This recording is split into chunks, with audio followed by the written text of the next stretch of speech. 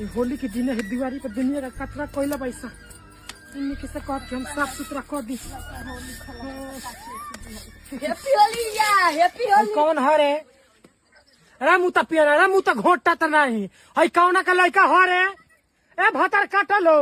ए मंगन धमन लो अपनी लड़का के तबियत में खुला हो अपनी लड़का के है बड़े है भतर काटी बारी से रे है कौन लड़का में घर में फेकासी हमरा दिन बता रंग ना पड़ी। हां होली के दिन में काहे को अपने मटा लगाओ अपने मटा लगाओ लो होली के दिन रंग ना पड़े गन लड़ अरे बुल पुरा ने भाई रंग खेलवाओ लो हां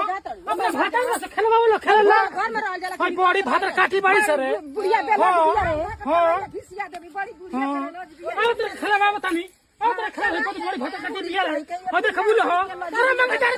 भतर काटी रे मंग धोन संग नाही रे मंग धोन की हो रे